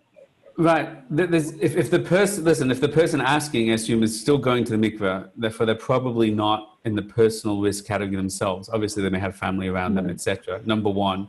Number two is you have to understand that so much of the very essential laws of social distancing and isolation that we are following are because of a potential risk, but it's not because of an absolute risk. It's not because everybody going to the mikveh is getting this disease, etc., God forbid. So everything that we're doing is to prevent any reasonable way that there could be a passing of virus from one person to another. Okay, so the rabbis that I know in many mixes around the world have set up an entire new protocol to protect any transmission through the mikveh. Some of the things that Gedale said, people are now told to completely shower at home. The God in the mikveh who watches you, the shomer, stands, the 6 feet distance. There's a certain ownership you can have. You go in, they use extra detergents in the water, whatever it is, protecting the water. That everything is cleaned out before. There's a very, very reasonable amount of effort put into this. And the statistical likelihood of contamination coming to that is so low that it's minuscule. But now you may say, but what if? So the truth is there's so many what ifs. When you got a delivery at your door for the Pesach stuff, that box could have been carried by the delivery guy that had it. There's people in Amazon that got sick and may have sent it through the box or through the metal in the box to another person. So I think while we must be responsible for absolutely protecting ourselves and transmitting to others, we still must have something called Yiras Shamayim and Emunah. That as long as I'm doing what's reasonable, I still have to trust that Hashem takes care of the rest. And there's so much reasonable effort and new protocols that have been put into mikvahs to respect all the social distancing and more. I think there's a point when you then have to say, right, as far as I know, it does not transmit in the water itself. There's no concern about that. So there's a point when you have to say, I'm being responsible and I'm doing the mitzvah. Now I have to, trust in Hashem for the rest. And I think somebody did say about the water that it's possible that it can't go into the water. That's what people I think are afraid of. So the medical stuff I heard on that, the medical stuff that I've heard of that is there's no evidence it's transmitted through water, and they're now using very specific chemicals in the water to do that. The other thing I want to say is men should not be going to the mikveh at all. That's a no-brainer. Right. I go to the mikveh every day, all the time for 2 decades. I have not been in the mikveh the whole time. There's things, Kabbalistic kavanas, you can wash your hands, you can have an 8-minute shower. There's ways around that, right? But it is very, very complex. We don't need to say more for a woman not to go to the mikveh. And that, just to say it on the most basic, that's taking away intimacy or any touch with a husband for potentially weeks or months. And when families and shalom bayis is a very high level of stress with children home, to potential, death in the community, that adds a tremendous level of psychological stress and imbalance to families. And it's a very, very big responsibility to say no, because it could be shattering to people. And therefore, our sages are always calculating the pros and cons, the cost-benefits analysis, and therefore the risk is so low. As far as I know, there's no recorded evidence of it going through a mikveh. There's a lot of research on what the protocols are. The psychological challenges are adding tremendously. And I think there's a degree of emunah at this point. That's not true for men going to mikvahs. They shouldn't go, period. They shouldn't go to minions, period. They shouldn't have gone for weeks either. That's another discussion. But that's what I have to say. Also, I believe for people who want to dip things on Passover, also you don't. This year, I heard you don't dip in Passover. You don't have to do the dishes. You can tell it to a goy. I believe also that's been part of the rules, if I'm not mistaken. Right, absolutely. There's all kind of workarounds there. Okay. Next question is a personal question for both of you guys. What is your biggest block? Gedale said I shouldn't take it personally. The next question, Rabbi, after this question is a very personal question.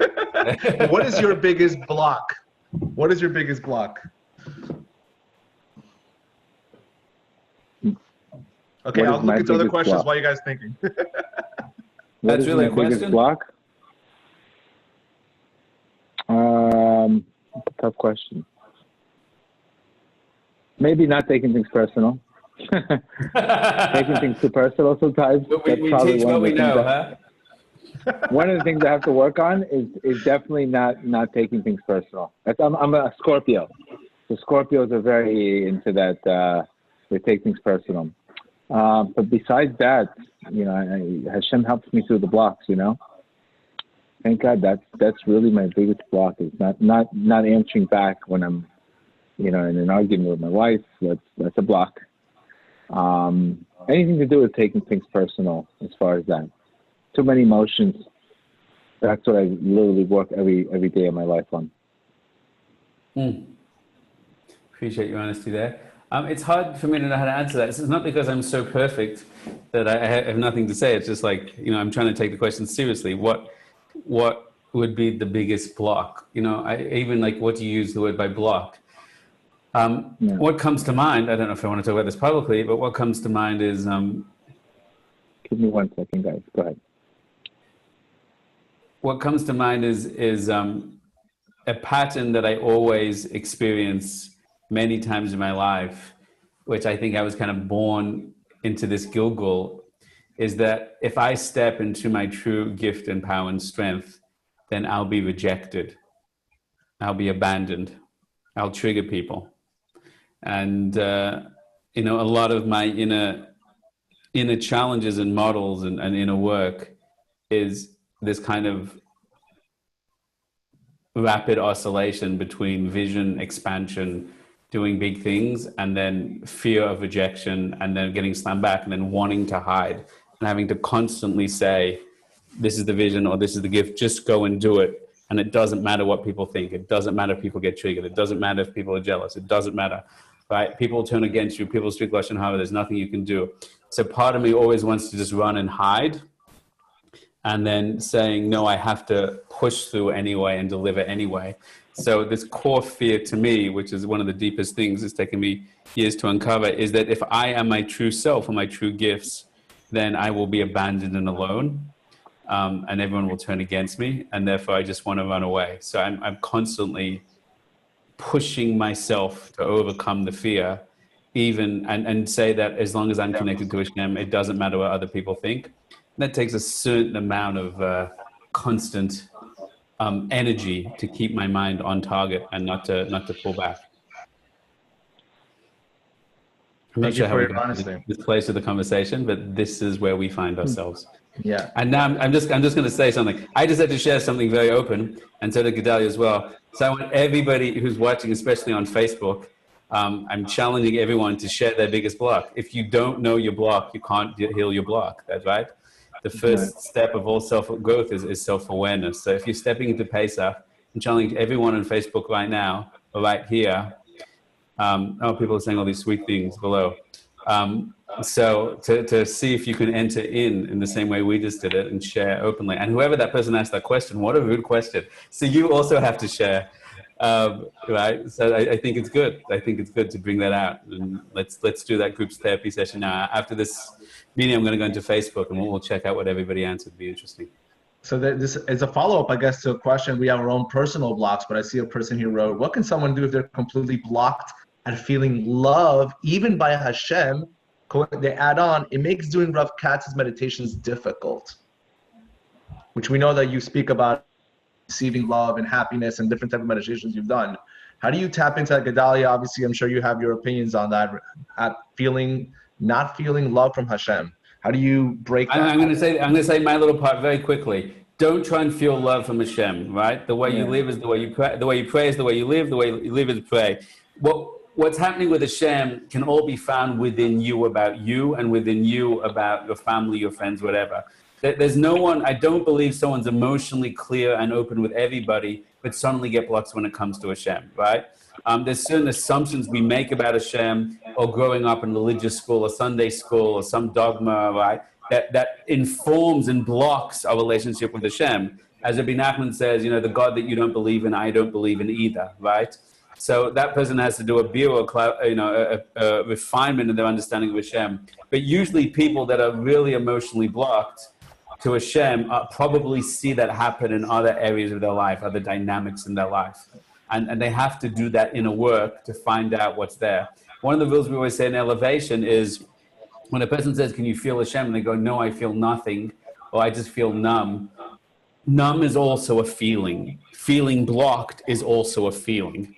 And if you learn to put your attention on the blocked or the attention on the numbness, rather than go, I'm feeling nothing, no, you're feeling something, what is it?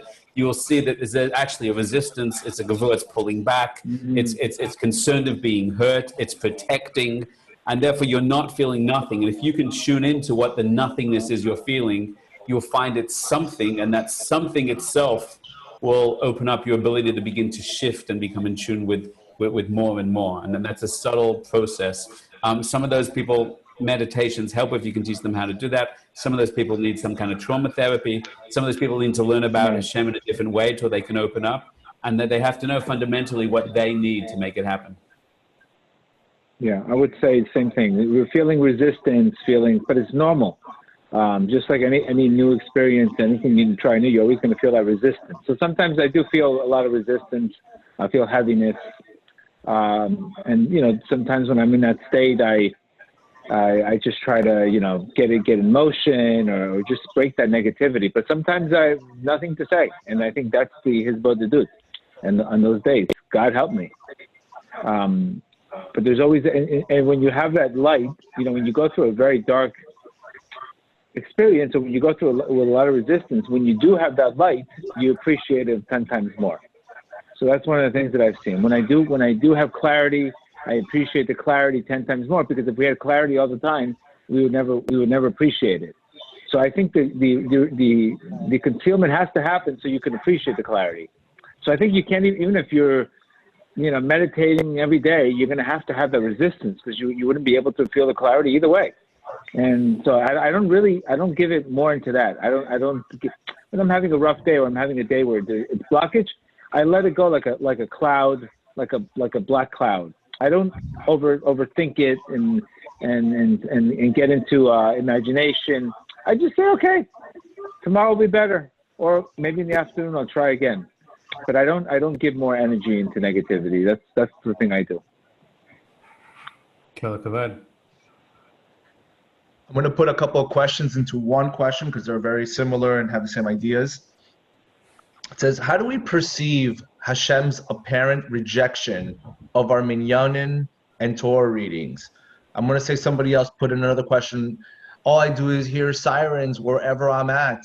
And how do I even, stay sane and stay focused and, try to be happy? Obviously, there's people that are having a lot of, it's terrible, right? A lot of people's family members are being lost. Rabbis are being lost.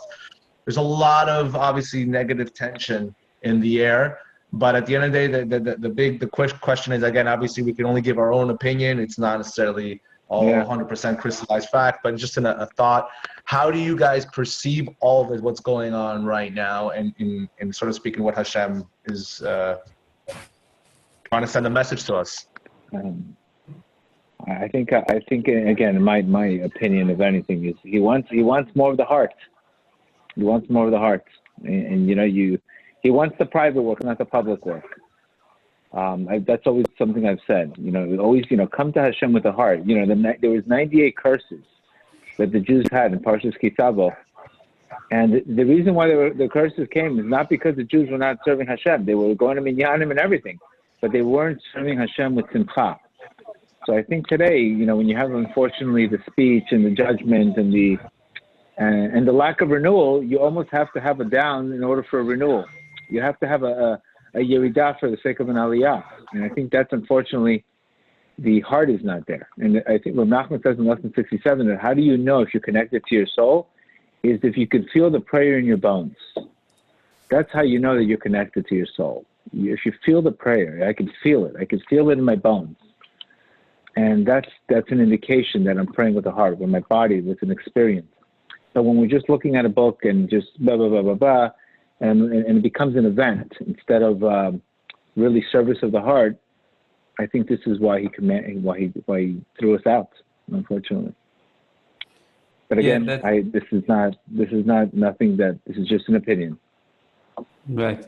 That was exactly the same line that Gedale led with is Rachmana Liba boy, right? Hashem wants our heart. I think that these are one of these subjects which there's so much I want to say, and I feel there's so much that's not really appropriate to say. And saying the least that I can say publicly, is that, what do we know? We don't know what Hashem wants, and Hashem's mind is so big and so deep why he does something, and I hate when anyone, including Rabbi, says this is what Hashem's doing, right? Because it's so complex and so rich in who we are to know. But I think that it's very obvious, as hard as it is to acknowledge, and so many people and so many rabbis and so many teachers have said it for so long, and people like Gedale and me that deal with people every day, all know this story that a person can be religious all their life, and it's possible still not to have a relationship with Hashem. A person can pray every day and still not have dialogue and awareness of Hashem. A person can literally learn all of Torah and not feel love and not feel awe. And this has been the definition of Golus, of exile. And there's decades where Hashem's willing to tolerate that, and there's decades when Hashem loves us so much, he's willing to awaken us, even if it's hard and even if it's challenging. And I would never be so stupid as to say that's why it's happening. But I think we all know that why it's happening is to cause us all to open up deeper and look deeper. And therefore, when you say why is our minyanim enough? So the answer is Hashem doesn't want a minyan. Hashem doesn't want 10 people, moving back and forward in a room. He doesn't want a building. Hashem wants divine connection. You know, this is not the first time in history we actually had a temple, the second temple. We had a first temple. We had the whole practice of all the priests and all the Kabbanas every day. And the prophet said explicitly, I'm not the prophet, but the prophet, quoting the prophets, they said, you know, you're giving the Kabbanas and you're saying the words with your lips, but there's nothing there. The lights are on and no one's home. And any Rav that you speak to who's running a community, who's running things, knows how much of a disconnect there is in some parts of the religious world.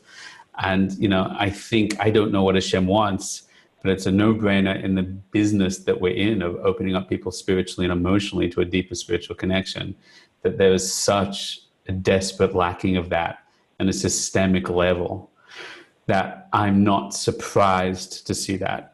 And I'm almost surprised that it hasn't been a challenge earlier, as heartbreaking that is. And Hashem saying, you know, if all you're giving me is the externality, but not the depth, so you can't even have the externality. Hoping that maybe when we all walk into a shul next time all together, there'll be such a feeling of unity. Hashem wants a meaning because he wants the energetic power of the unity.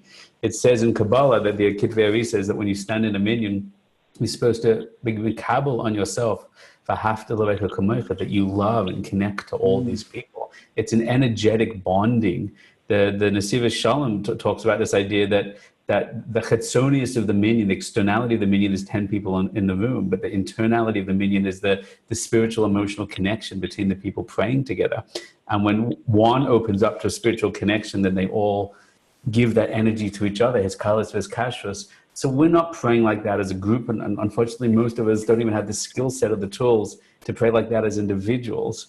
And that's true for the Torah learning. You know, Hashem knows we can be intellectuals. Non-Jews can be intellectuals and learn Torah. It's, you know, he wants the spiritual energy, passion, holiness. And if he doesn't get that, then if he loves us, then he wants to awaken us to that. And I think that's part of, painfully, the truth that we're facing today. It's things like that.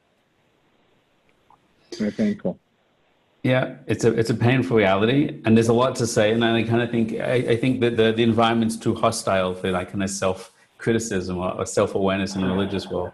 But any big person I've always spoken to has cried, you know, about that point. Everybody knows it, and the question is, how do you move the masses? And maybe the masses aren't open to being moved, as Gedale is saying, but maybe things like this open more people. And you know, I think that's why Gedale puts out what he puts into the world and that's what I 100%. All of Elevation, all the curriculum was founded on, wow, hey, I can be religious, learn Torah, keep all the mitzvahs, all the chumras, wear the costume, and literally have no Hashem in my life. Right. That's one of the things, unfortunately, I learned in yeshiva. And therefore, you know, for me, Elevation was all about how do we return on the emotional health, emotional intelligence, the spiritual connection. And when you do that, when you teach that to 1,000 people and you see them wake up, then we're kind of like, oh, that's what we're supposed to be there the whole time. That's what we're supposed to be doing. There's a good friend of mine who was brought up religious, and he left the religious path, and he learned Chassidus and, you know, connected in a very deep way and came back. And I asked him one time what happened, right? I said this last week. I said this somewhere. And he said this is the parable he gave me, the mashal. He said it's like somebody gave him a computer that he never seen a computer before, a laptop. And he opened it up, you know, he started pressing buttons, he started doing things. It was like, oh, this is great. And he got used to it every day. Everybody used it. He would open it up, he'd start typing, start doing stuff. And he did that for 2 years, 3 years. And he loved his computer. He took it everywhere. He used it all the time. And one day, right, he was going through the old stuff and he found the box that it came in. And he looked inside and there was this cord thing and a plug thing. He was like, wow, what does this do? And then he went and plugged it in and suddenly the computer went ding, ding, ding, and it kind of turned on. He was like, wow, it turns on.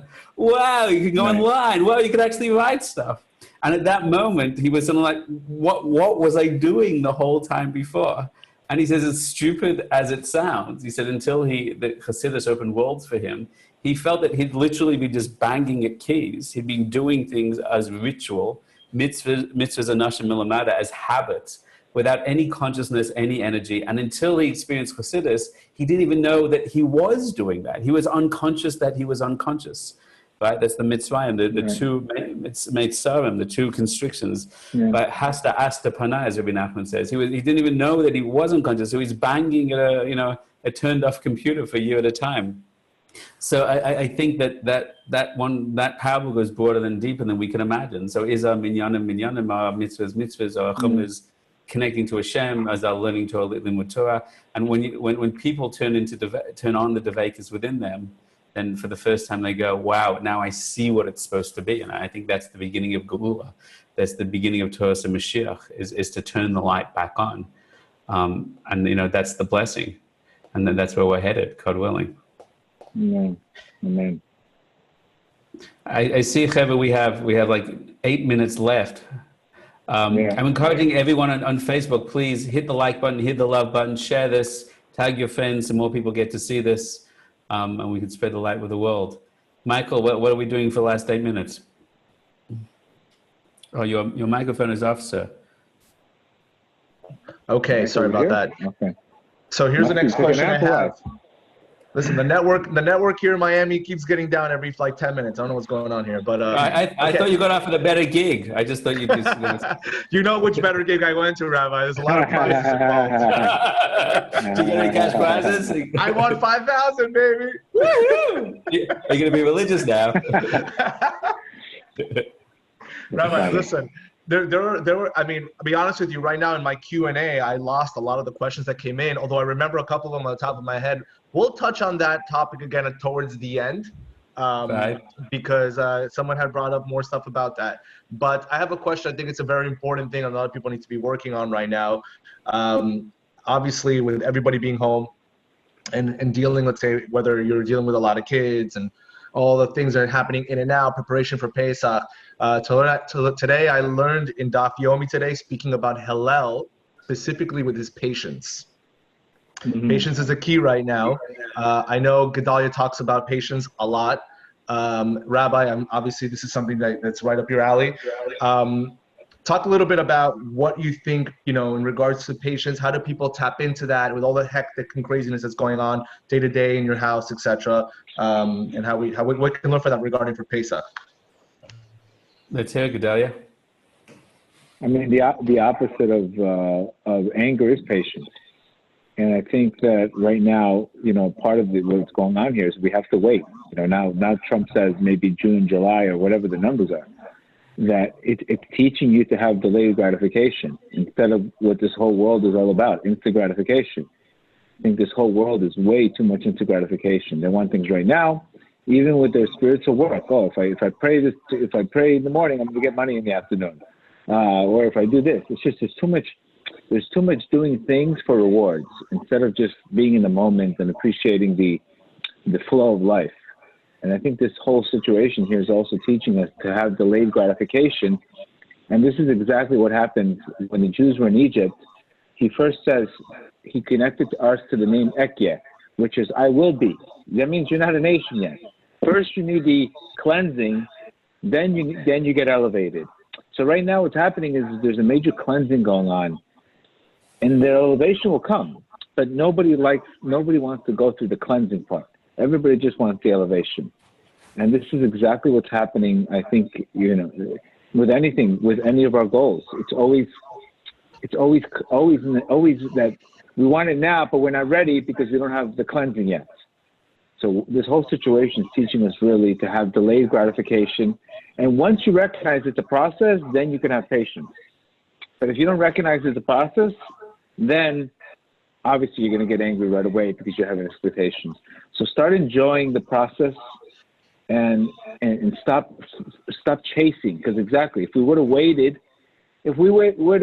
for it to speak about somebody, we probably wouldn't be waiting now. If we would have been waited to talk to follow our impulses, we wouldn't be waiting now. So any time where you don't want to wait, you're going to end up waiting afterwards. So take these times and use it as building our vessels, building willpower, so we don't have to wait again. That's why I'm concerned that if we get out too quickly, it's going to go all over again. So right now it's a time to wait. And that's the concept of Hashem's name, Ekye, which means wait. And once you wait, then your Kevavke will be revealed. But if we're not willing to wait, we never get that, God forbid, the bailouts, God forbid. Great. So that's how I'm dealing with patience. I'm dealing with the patience as far as is recognizing that I have to be cleansed before elevating. So adding to that, that's a great talk about Ekia. The Hebrew word, Lashon HaKodesh, for patience is savlanus, which comes from the Hebrew word soivel, which means to hold and to bear, to hold up.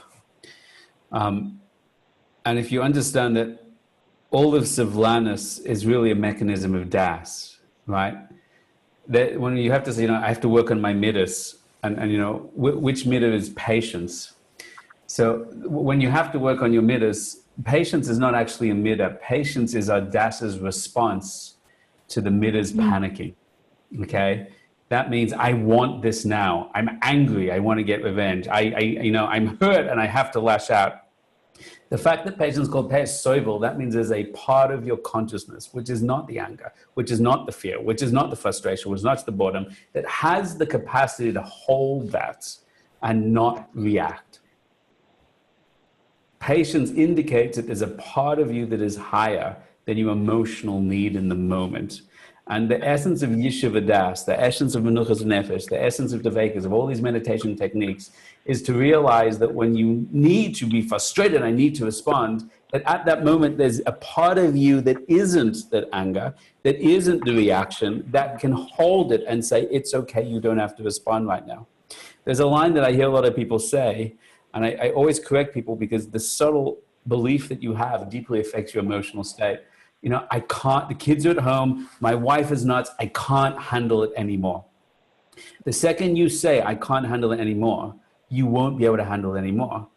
And I always say, repeat after me, I totally can handle this, and I can handle this and much more as well. And it sounds very stupid to say that, but when they consciously push back on it, suddenly there's a self there that can hold that. You have the resources, you have the ability, Hashem will give that to you, and just say that, I don't even believe it, say the word and watch happens.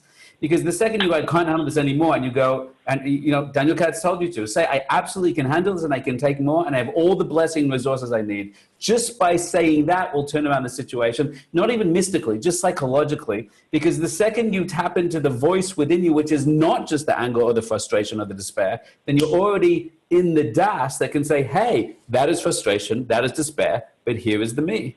And the second I can say, here is the me, now I have a self that can hold that. Right? Can see that, can witness that, but not react. I can choose consciously my choice. And that is the mechanism of savlanus, that I can hold space. What does it mean when we say hold space for others? It means someone can say, I hate your class, I love your class, you're the best teacher, the worst teacher. And I don't need to, how dare you love my class, I'm fantastic. You hate my class, I'm terrible. That I can hold space. I can just say, you are doing what you're doing, and you have your beliefs and your perception, and my reality exists independent of that. And that the savlanus is the capacity of consciousness to hold space for all the emotional noise and chaos within us without collapsing into it, being dictated to by it, or having to react automatically to it. So often just by reframing what's coming up, I'm in that moment set free, and I have what I need, I have the resources, I'm going to be fine. Just an example, we have, my wife and I had a breakthrough moment. We have one particular beloved child who everybody has at least one, who has a nature to be a logistical train wreck when that awakens within him, that he has to melt down the family, the neighborhood, etc. And I love him, he's very beautiful and special, but it's reality. And my wife and I are very sensitive, empathic kind of people, and to deal with that level of intensity can be pretty, overwhelming sometimes for both of us, but we hold in there.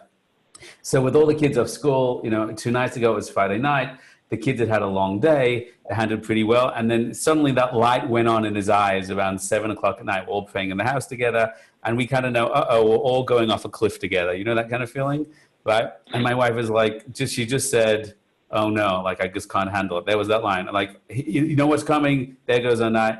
And it's not because I'm ecstatic, I'm perfect, I just happen to be, often she saves me, and I save us both.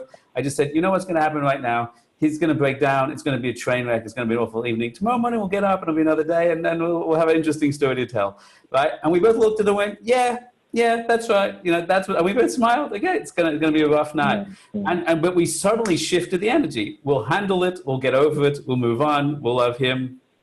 And that kind of thing is, I can't handle it. I can, and it'll be fine, and we'll move on. That's the secret of savlanus. I'm awakening to my consciousness higher than the fear, the anger, that's destabilizing my patients, my das, which suddenly gives me a place to hold space for the complexity within without panicking or losing myself in the process. That's what I have to say. Very nice. Beautiful. All right, Michael, I think I have to run. Rabbi, it was so wonderful speaking to you, Rabbi. It was really wonderful. It's always a pleasure, Gedale. And it's sort of the Refuah Shalema, the Kramer of Chaim, Menachem, and Maya. May Hashem give them the Refuah Shalema. And Hashem bless everybody, that they should all be united das, and everybody should be, God willing, see a big Yeshua from all this. Amen. Amen. Amen. Michael, thank you again. Thank you for everything, Michael. Bye, guys. Take it easy. Thank you, Gedale. Thank you, Michael, for being such a gracious host. Your mic is off, Michael. Just until you turn it on, I just want to thank everyone for joining us. If you're watching here, especially if you're watching on Facebook right now, I'd love for you to hear a takeaway. What was the session like for you? Leave a 1 or 2 line review so we can see it and understand where you're coming from. Hashem should give you the highest and deepest, most wonderful Pesach, more than you ever imagined. We should see a new wave of light, of blessing, of freedom, of healing, flood the world more than we imagine possible. And Hashem should answer all the prayers of our heart for good. Thank you, everybody. And thank you so much, Michael, for being such a wonderful host. Rabbi, one more time, if people want to go check out your program, where do they go? elevationmastery.com. There happens to be, you can, rather than $69 a month, the first month I think is $19 a month with the password, I think it is PASS, P-A-S-S 2020. And there's tons of free stuff on YouTube and other places. You can check out the last discussion with us and Gedale as well, over there as well. Thank you so much. Thank you, Rabbi. Chag Sameach to everybody out there. Should have a beautiful kosher Pesach with a lot of simcha. And Mizat Hashem, Mashiach now.